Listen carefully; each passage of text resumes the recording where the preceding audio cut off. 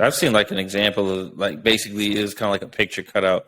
It's like when you first started in Denver, whether it be trying to get into shape or trying to finish college or whatever it is, people are like, man, you can't do that. You know what I'm saying? You don't have what it takes. You don't have what it takes to get there. And then when you get to the next level, then they start to challenge you like, oh, you got a little bigger or you finished a couple classes. You'll never make it to the end. You'll never get to where you want to be. You'll never finish that goal, even though you've already came a long way. And then when you finally reach the goal and you have all this prominence and success, whether it was, being the fittest person or basically getting your college degree or whatever, then they use you as an example. They use you an example of everything you accomplished. It's kind of funny how the life cycles of success are. Like you start so small, then when you get to eventually where you're at, like people start to see you as like this great accomplishment.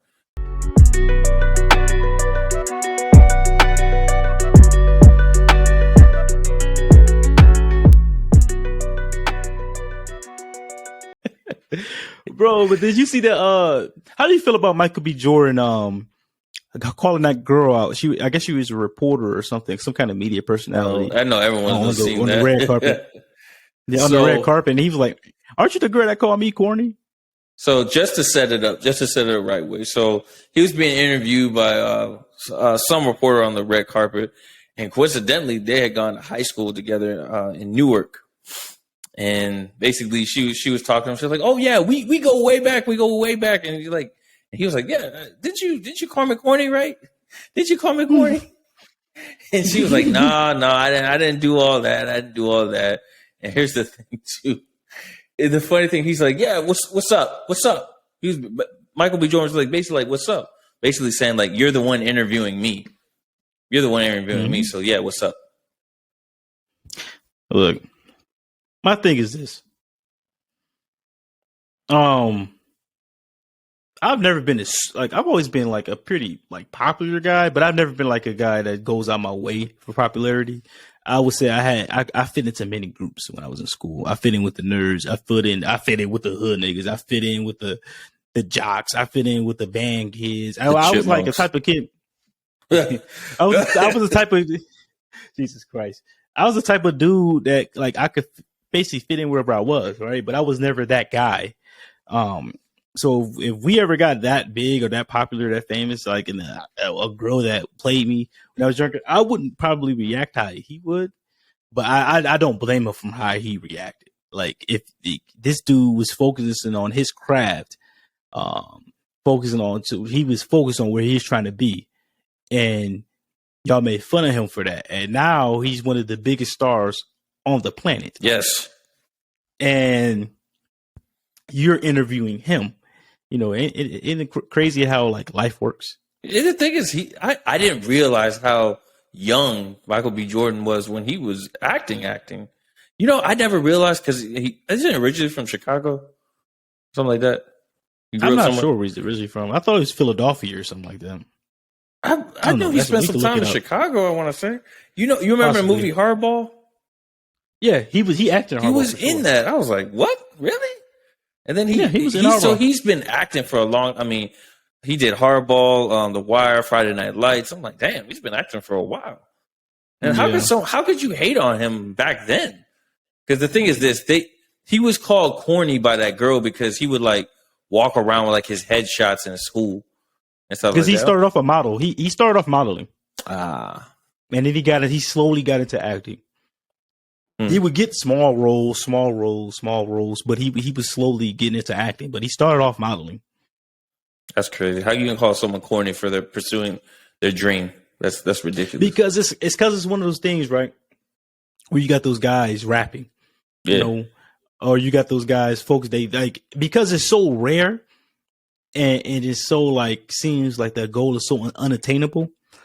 But the people who work hard for something eventually get to where they want to be, whether that's acting, whether that's sports, whether that's music, whatever you want to do, whether that's being an exec or starting a tech company, whatever you want to do, YouTube, podcasting, whatever it is, right?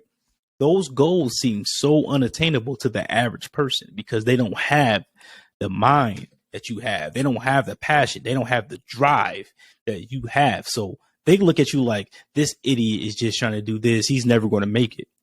but Michael B. Jordan fucked around and made it. And made it big time, right? So people are small-minded, right? That's all it is. And yeah, I've seen like examples. Everyone who's different. Oh, go ahead. Yeah. I would say everyone who's different gets made fun of. Yeah, I've seen like an example of like basically is kind of like a picture cutout. It's like when you first started in Denver, whether it be trying to get into shape or trying to finish college or whatever it is, people are like, man, you can't do that. You know what I'm saying? You don't have what it takes. You don't have what it takes to get there. And then when you get to the next level, then they start to challenge you like, oh, you got a little bigger or you finished a couple classes. You'll never make it to the end. You'll never get to where you want to be. You'll never finish that goal, even though you've already came a long way. And then when you finally reach the goal and you have all this prominence and success, whether it was, being the fittest person or basically getting your college degree or whatever, then they use you as an example. They use you as an example of everything you accomplished. It's kind of funny how the life cycles of success are. Like you start so small, but then when you get to eventually where you're at, like people start to see you as like this great accomplishment. When you really just stood consistent and did what you needed to do. Most of your haters come at the beginning. Oh yeah. You're doing something that they wish they could do themselves. Isn't it funny that most of your haters start off as people and then those same people become the ones who end up saying, "Man, we go way back." Yeah, man. It's like all your haters, your critics, and detractors are come at the beginning because people who don't know you, they just look at you for what they see then. Like people who don't know us, check out our podcast. I'm like, those guys are great. But when we first started, people who probably knew us probably wouldn't support us. It just works like that, bro. That's why I don't really promote on my personal social media because I don't care to have people listen to me that I already know. I won't supporters that don't know me, But it's just how life works, man. And you want to know something that I've learned, Mr. Grimm? I learned this, that a lot of people who see you as trying to do something and then they tell you that you can't do it, that's actually their insecurity in them. They're basing what you can do off of what they couldn't do. So saying like, oh, you'll never be able to do X, Y, and Z. It's because they couldn't do X, Y, and Z. So they're basing but they don't know what you're capable of. Only you know what you're capable of. So don't listen to the haters or what everybody else is saying, because only you know what you're capable of doing. Only you're the one who has the vision. You're the one who was given the vision, not them. So that's why you got to do whatever it takes to bring that vision to life. When you put in the work, you put in the time, you stick to the vision, there's nothing that can stop you. Some people just don't have that type of ambition. I listen to a lot of Michael B. Jordan interviews, and seems like a very, very, very hard-working person. And he's just now saying, he said in an interview that he feels like he just made it. The nigga's 36 years old, been acting since he was a kid. He just now been in some of the biggest movies and biggest shows of our generation. And he's saying that he feels like he just made it.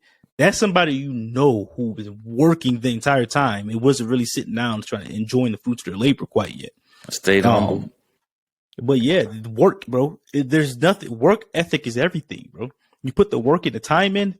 A lot of people quit right before their moment.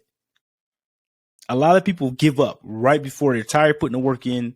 They just don't see. They lose the vision right before their moment. But the people who keep going and stay at it eventually are going to get to where they want to be. Mm-hmm. And you have to fail along the way. Like I say to myself, failure stands for first attempt in learning. Like you're just learning when you fail, you're just learning what not to do. You're learning how to improve the process. You're learning how to make progress. So don't take setbacks. Don't take that as you should quit. No, you should keep pushing harder. Because here's the thing. You don't want to have an easy story. You want to have that type of story where you had struggles, you had tribulations, you had strife. Because that makes a better story. No one. Have you ever read a book or watched a movie and everything is all hunky dory and that makes the best movie or the best story? No, it's boring. It's trash. It's boring. Yeah, you want to have some conflict. You want to have some type of all right, well, the hero, he's up against the odds. What's he gonna do next? Those make the best stories. Those are the ones that people like to be invested in. That's why when you have setbacks and you have type of things that, certain days are not going your way, those are the days you need to push harder and grind harder, honestly.